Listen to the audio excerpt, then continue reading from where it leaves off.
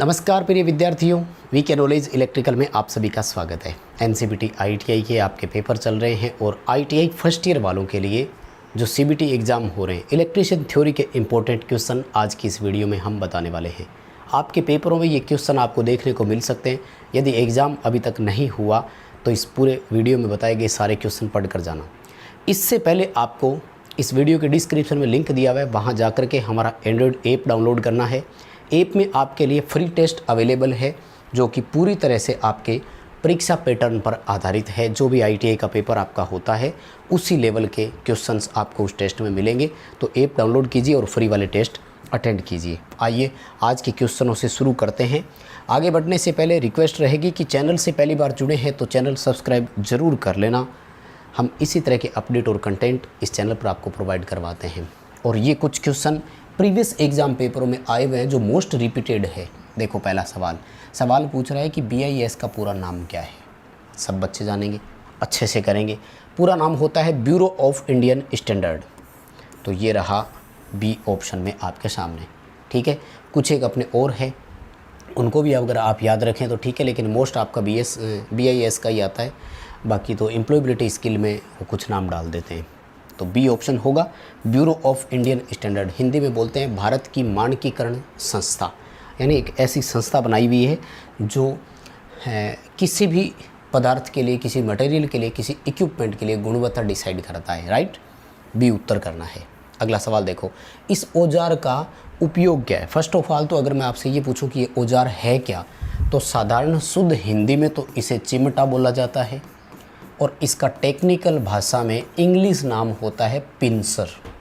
तो दो नाम याद रह जाएंगे, शुद्ध हिंदी में चिमटा बोलते हैं और फिर बोलते हैं पिंसर। और ये जो चिमटा होता है ना, आगे का ये वाला पोर्शन देखो, जनरली कारपेंटर के पास होता है ये वाला टूल। और ये जो हमारे लकड़ी के जो भी बोर्ड वगैरह होते हैं उनमें से अगर हमें कील बाहर निकालनी हो तब हम इसका इस्तेमाल करते हैं, ठीक है ना। सी उत्तर करना है आपको। लकड़ी से कीलें बाहर निकालना, नाम क्या है इसका ये भी पूछा गया है। बच्चे बता रहे थे कुछ कि पिंसर का डायग्राम देकर पूछा हुआ था कि ये है क्या, इसका नाम बताओ, तो पिंसर करके आना है, ठीक है। उसके बाद में देखो वायरिंग वाला बेसिक प्रैक्टिस वाला है। इस चैप्टर में से तो क्वेश्चन बड़े आ रहे हैं, पूरी संभावना भी है आएगा। सवाल पूछ रहा है कि विद्युत सामग्री का नाम क्या है। हमें एक सामग्री दिखाई गई है। ख़ास तौर से मैं बताऊँगा कि जो निमी असाइनमेंट में आपके क्वेश्चंस है वहाँ से बहुत सारे क्वेश्चन आ रहे हैं। विशेष तौर से डायग्राम वाले जितने भी क्वेश्चन हैं वो तो ज़रूर पूछे जा रहे हैं। इसलिए आप असाइनमेंट को जब भी उसकी PDF को पढ़ रहे हैं तो डायग्राम वाला एक भी क्वेश्चन ना छोड़ें। अच्छे नंबरों से पास होना है। देखो अब नाम से देखने से पता लग रहा है कि ये है तो होल्डर, लेकिन अगर आप ऑप्शन देखेंगे ना तब आपको समझ में नहीं आएगा कि कौन सा करूं। तो भैया सिंपल सी बात है, इसको अगर आप देखेंगे ना तो ये देखो यहाँ बनी हुई है थ्रेड, और ये है हमारा एडिसन स्क्रू प्रकार का लैंप होल्डर। कौन सा है? एडिसन स्क्रू लैंप होल्डर करना है आपको।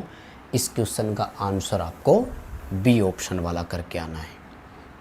उसके बाद में देखो वायरिंग की एक सामग्री का प्रतीक दिखाया गया और पूछ रहे हैं कि इसका नाम क्या है। देखो वैसे तो इसे बोलते हैं अपन मेल फीमेल कॉन्टैक्ट, टेक्निकल भाषा में ये शब्द इस्तेमाल किया जाता है पावर प्लांट जैसे सिस्टम में प्रैक्टिकली जब आप देखते हैं। हालांकि वैसे इनको जो दर्शाते हैं ना तो ये कहलाते हैं प्लग तथा सॉकेट। क्या कहलाते हैं? प्लग तथा सॉकेट। ये सॉकेट हो गया और ये उसमें लगने वाला प्लग हो गया, ठीक है। प्लग एंड सॉकेट बोलेंगे। और एक लाइन दिखाते हैं तो सिंगल लाइन सॉकेट जनरली हम 5 एम्पियर का मानते हैं, ये ध्यान रखना। ऐसे दिखाया तो ये 5 एम्पियर का सॉकेट है। तो प्लग एंड सॉकेट है, डी ऑप्शन है। डायग्राम देखते ही पहचान जाओगे। कल वाली क्लास में मैंने वो बताया ही था। एग्जॉस्ट फैन का आ रहा है, सीलिंग फैन का आ रहा है, ठीक है। ऐसे एक सिंबल बना हुआ है तो ये सीलिंग फैन का है, छत पंखे का है। ये भी आ रहा है क्वेश्चन, ठीक है, कर देना इसे भी। अगला सवाल देखो, जो हमारा ऊर्जा मीटर होता है उसमें एल्यूमिनियम की एक डिस्क होती है, उसकी परिधि पर आमने सामने 2 छेद किए जाते हैं। बड़ा इंपॉर्टेंट टॉपिक है, याद होगा सबको। वास्तव में बिना भार के ही एक एनर्जी मीटर की डिस्क घूमती रहती है धीरे धीरे, और इसे हम बोलते हैं क्रिम्पिंग एरर। क्रीप शब्द का मतलब होता है रेंगना, खिसकना या घसीटना, और इसे शुद्ध हिंदी में हम सरपण भी बोलते हैं। जैसे सांप रेंगते हुए चलते हैं ना, वैसे इसलिए इसको नाम दिया रेंगन त्रुटि को कम करना। इंग्लिश में क्रीपिंग एरर ही लिखा है, दूसरी भाषा में सरपण त्रुटि भी लिख सकता है। होती क्या है गुरुजी सरपण त्रुटि? बिना भार के एनर्जी मीटर की डिस्क रोटेट करना। भाई हमारे ऊर्जा मीटर की डिस्क कब घूमेगी? जब कोई लोड जुड़ा हुआ है तभी तो डिस्क चलनी चाहिए ना, मीटर तभी तो रीडिंग देना चाहिए। इसके पीछे कारण क्या है? वो बहुत सारे 4-5 कारण हैं, उनको भी याद रखना है ना। पेपर में दूसरा क्वेश्चन भी आ सकता है, बिना भार के ऊर्जा मीटर की डिस्क घूम रही है, इस दोष का नाम क्या है? क्रीपिंग एरर करके आना। क्रीपिंग दोष का निवारण क्या है? तब आपको क्या करना है? डी उत्तर करना है। एक ये क्वेश्चन दिया हुआ है कि आपको एक मापी यंत्र दिखाया गया है, इस मापी यंत्र का उपकरण का नाम क्या है? तो ये जो उपकरण आपका है ये है एब्सोल्यूट यंत्र, निरपेक्ष मापी यंत्र बोलते हैं। एक तरह से टेजेंट गैल्वेनोमीटर होता है ये हमारा। वास्तव में मापी यंत्र दो तरह के होते हैं, एब्सोल्यूट यंत्र और सेकेंडरी यंत्र, या फिर प्राइमरी और सेकेंडरी। एब्सोल्यूट यंत्र वो होते हैं जो केवल वैद्युतिक राशि की उपस्थिति दर्शाते हैं, उसका मान नहीं बताते। सिंपल एग्जांपल बताता हूँ, फेज टेस्टर। हम सॉकेट में लगाएंगे तो टेस्टर यहाँ बता तो देगा कि यस सप्लाई प्रेजेंट है, कितने वोल्ट आ रहे हैं ये नहीं बताएगा। इसके लिए हमें या तो वोल्ट मीटर या मल्टीमीटर का इस्तेमाल करना होगा। इसी तरह से गैल्वेनोमीटर केवल विक्षेप दर्शाता है, धारा की दिशा किस तरफ है, कितने एम्पियर धारा है ये नहीं बताएगा। ऐसे मापी यंत्र को एब्सोल्यूट, हिंदी में बोलते हैं निरपेक्ष मापी। ठीक है, समझ में आया पॉइंट? मुझे लगता है किसी बच्चे को कोई प्रॉब्लम नहीं होगी। इंडिकेटिंग को हिंदी में बोलते हैं सूचक मापी यंत्र। इसमें आते हैं अपने सुई वाले मीटर, जिन जिन मीटरों में पॉइंटर लगा हुआ वो सारे इसी में आते हैं, जैसे ampere meter, volt meter, watt meter, वो सारे इसी में आएंगे। ठीक है जी। अगला सवाल देखो, मैग्नेटिक, फेरो, पेरा, डाया, तीनों में से आएंगे। यहाँ पेरा का पूछ रहा है, पेरा को हिंदी में अनु बोलते हैं। अब देखो क्लीट वायरिंग, ये तो कोई मटेरियल हुआ ही नहीं। उसके बाद में बिस्मस और ग्रेफाइट, ये दोनों आते हैं डाया में। तो फिर हमारे पास ऑप्शन क्या बचा गुरुजी? एक ही ऑप्शन बचा, तांबा, चांदी, वायु, सोडियम, प्लेटिनम, मैग्नीज। ये सब के सब हम किस में डालते हैं? अनुचुंबकीय में। क्वेश्चन समझ में आया क्या? कई बार प्रश्न हल करने के लिए लाइफ लाइन की तरह चीज़ों को यूज कर लिया करो। गुरुजी लाइफ लाइन कैसे? लाइफ लाइन का मतलब होता है, हमें पता है कि बिस्मथ डाया है, ग्रेफाइट भी डाया है, क्लीट वायरिंग, ये तो वायरिंग का प्रकार है, कोई चुंबकीय पदार्थ तो है ही नहीं। अब ऑप्शन ही क्या बचा? एक ही ऑप्शन बचा, भी यही करके आएंगे। ओके, यदि आपको क्लास पसंद आई है, आपने अभी तक इसको लाइक नहीं किया तो प्लीज़ लाइक वाला बटन ज़रूर दबाएंगे। हो सके तो इसे अपने दोस्तों के साथ भी शेयर कीजिए। आपके सर्किल में जितने भी दोस्त हैं उनको हमारे साथ कनेक्ट कीजिए। और हाँ, चैनल बिना सब्सक्राइब किए हुए आप प्लीज़ क्लास ना देखें। हम 2 लाख के बहुत करीब है, सब्सक्राइबर 2 लाख करवाना आपके हाथ में है। सवाल देखो, BH कर्व में X के द्वारा अंकित इस भाग का नाम क्या है? दरअसल BH कर्व किसी भी पदार्थ की चुंबकशीलता निर्धारित करने के लिए बनाया जाता है। इसमें देखा जाता है कि पदार्थ चुंबक के प्रति कितनी चालकता रखता है। लेकिन हम ये देखते हैं कि हमने चुंबकीय बल आरोपित किया तो पदार्थ चुंबकित होता तो गया, यानी एक अनुपात में हमने बढ़ाया तो एक अनुपात में पदार्थ चुंबकित भी हुआ। लेकिन हमने जब उस आरोपित चुंबकीय बल को घटाकर वापस 0 किया तो वो उसी अनुपात में घटकर विचुंबकित नहीं हुआ। फिर क्या हुआ गुरुजी? फिर ये हुआ कि वो घटते हुए आया और कुछ चुंबक अपनी कोर में उसने शेष रख लिया। तो इतने से इस भाग को बोलते हैं रेजिड्यूअल मैग्नेटिज्म, हिंदी में बोलते हैं अवशिष्ट चुंबकत्व। अब समस्या क्या होगी? अब समस्या ये होगी कि यदि हमने आरोपित चुंबकीय बल की दिशा बदल दी, यानी पदार्थ को दूसरी दिशा में मैग्नेटाइज करने जा रहे हैं, तो हमें पहले इस चुंबकीय बल को समाप्त करना होगा इतनी दूर को, और ये हमारे कोई काम नहीं आया। तो इसे बोलते हैं निग्राहिता। क्या बोलते हैं?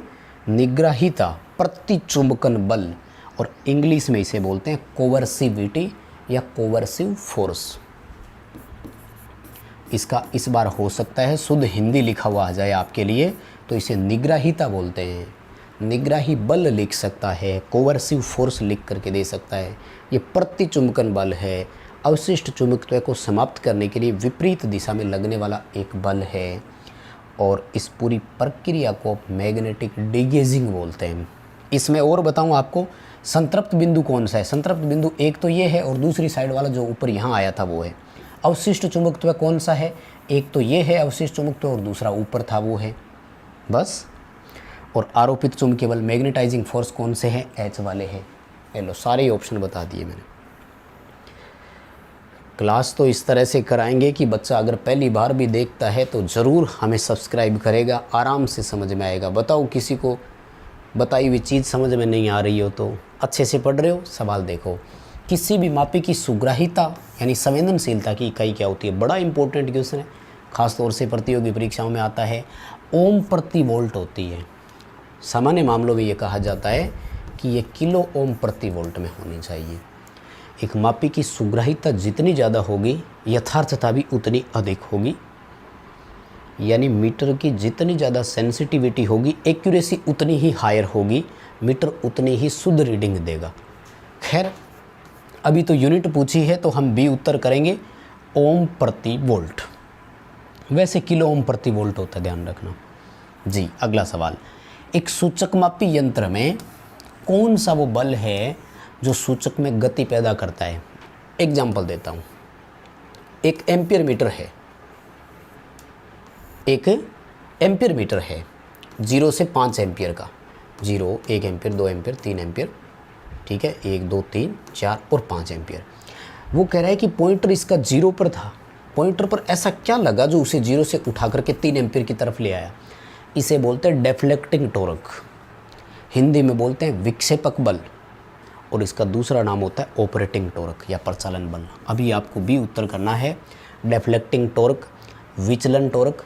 विचलन टॉर्क ना लिखे तो विक्षेपक टॉर्क भी लिख सकता है, विक्षेपक की जगह विक्षेपण लिख सकता है, कोई प्रॉब्लम नहीं आएगी। और इंग्लिश में ऑपरेटिंग टॉर्क लिख सकता है, हिंदी में उसे प्रचालन बल बोलते हैं। चाहो तो क्वेश्चन का स्क्रीनशॉट ले लो, बड़ा शानदार क्वेश्चन है, आ सकता है पेपर में।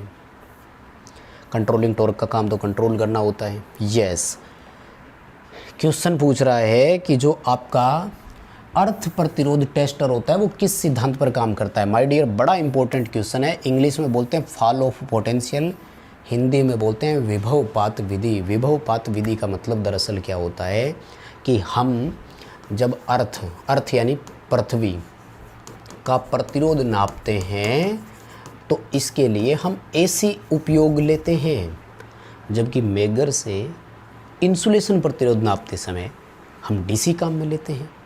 ऐसा क्यों?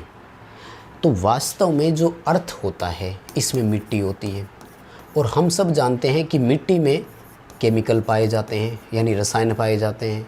रसायन ये बोल दो, चाहे तो इलेक्ट्रोलाइट बोल दो, यानी मिट्टी में इलेक्ट्रोलाइट भी है। अब गुरुजी समस्या ये हो गई कि अगर किसी रसायन को, अगर किसी इलेक्ट्रोलाइट को डीसी सप्लाई देते हैं तो वहाँ वैद्युतिक अपघटन शुरू हो जाता है। सेल और बैटरी में क्या हो रहा है, यही तो है। इसलिए हम पृथ्वी का प्रतिरोध नापते समय डीसी इस्तेमाल नहीं कर सकते, क्योंकि मीटर में उपस्थित रसायन के साथ इलेक्ट्रोलाइटिक ईएमएफ या इंटरफेरेंस पैदा होगा, रीडिंग में त्रुटि आएगी। तो हम क्या करते हैं कि अंदर इसके एक कन्वर्टर रखते हैं जो बाहर की ड्रॉप वोल्टेज को अंदर, वास्तव में इसमें मूविंग कॉइल प्रकार का मीटर ही है जिसमें अंदर डीसी ही होती है, बाहर एसी के बदले में अंदर एसी। जितना ड्रॉप बाहर हो रहा है उतना अंदर वो डीसी वोल्टेज देता है, इसलिए फॉल ऑफ पोटेंशियल कहा गया। सवाल सबको समझ में आ रहा होगा। अगला सवाल, पावर उप परिपथ में अधिकतम लोड कितना है? माय डियर, 2 सर्किट होते हैं। पावर सब सर्किट है, 3 किलोवाट अधिकतम लोड होता है, 3000 वाट लिख देगा, कोई बात नहीं। दूसरा होता है गुरुजी लाइट एंड फैन का, लाइट एंड फैन में होते हैं 800 वाट। दोनों ही इम्पोर्टेंट क्वेश्चन है, आ सकते हैं। डी उत्तर ये रहा आपके सामने। समझ में आ रहा है ना सबको? ठीक है, कोई किसी को समस्या हो तो बताइए प्लीज़। और हाँ, क्लास को शेयर करने का काम करेंगे। अगला सवाल, 16 एम्पीयर केबल की धारा क्षमता क्या होगी यदि वह अधिक अतिरिक्त धारा के लिए सुरक्षित है? दरअसल कल वाली क्लास में हम बात कर रहे थे, हमारे पास प्रोटेक्शन डिवाइस 2 तरह की होती है, एक को बोलते हैं कोर एक्सेसिव, दूसरे को बोलते हैं क्लोज एक्सेसिव, और इसके लिए केबल का गुणक घटक होता है हमारे पास। तो पेपर में पहला सवाल तो यही पूछा जाता है, कोर एक्सेस के लिए गुणक घटक कितना है, क्लोज एक्सेस के लिए गुणक घटक कितना है? क्लोज के लिए होता है 1.23, कोर के लिए होता है 0.81। जब भी रेटिंग करंट के हिसाब से ज्ञात करना हो तो उसे रेटिंग फैक्टर से गुणा करते हैं। 16 को 0.81 से गुणा करो, लगभग हमारा आंसर 13 एम्पियर आएगा। यानी वास्तव में ये केबल 13 एम्पियर से ज़्यादा लोड के लिए नहीं है। 15 एम्पियर लोड के लिए लगाओगे केबल डैमेज हो जाएगी। हाँ, अगर ये क्लोज एक्सेस के लिए होती देन 16 को 1.23 से गुणा करते, लगभग 20 एम्पियर आता।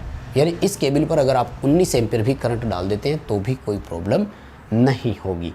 बताओ सवाल समझ में आया क्या? अगला क्वेश्चन देखो, तांबे के परमाणु में तीसरे कक्ष में इलेक्ट्रॉन कितने होते हैं? पहली बात तो ये देखो कि तांबे में टोटल कितने होते हैं, किस किस को याद थे बताओ भाई? 29 होते हैं। अब दूसरा नियम लगाओ, कौन सा गुरुजी? इलेक्ट्रॉन वितरण का। 2n² है तो सिंपल सी बात है, पहली दूसरी तीसरी चौथी पाँचवीं ये कक्षाएँ होगी। कहाँ से शुरू होती है?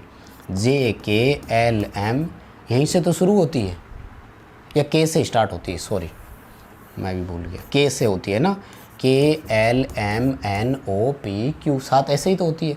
कोई बात नहीं, वो JKLM तो पूछ ही नहीं रहा। यहाँ आ जाओ पॉइंट पर। अब 29 को कैसे बांटेंगे? तो पहली कक्षा में 2 होते हैं, दूसरी में 8, तीसरी में 18, ऐसे ही तो होते हैं। कितने हो गए? 2, 8, 10 और 18। तो चौथी कक्षा में कितना बचा? 1। हमसे किस कक्षा का पूछ रहा है माय डियर? हमसे पूछ रहा है तीसरी कक्षा में कितना है। तो ये देखो, ये रहा, तीसरी कक्षा में कितने आएंगे? 18। बताओ सवाल समझ में आया क्या? टोटल कितने? 29। तीसरी कक्षा में कितने? अंतिम कक्षा में कितना? 1। और यहीं से तो डिसाइड होता है कि चालक है कि अचालक है। ठीक है, तो बस प्रिय विद्यार्थियों, आज की क्लास में इतना ही करवाएंगे। उम्मीद करता हूँ क्लास पसंद आई होगी। डिस्क्रिप्शन में लिंक दिया हुआ है, ऐप डाउनलोड करो, पहला काम फ्री टेस्ट अटेंड करो, इस चैनल को सब्सक्राइब करो, क्लास अपने दोस्तों के साथ शेयर कीजिएगा। बहुत धन्यवाद, बड़ी उम्मीद है आपसे।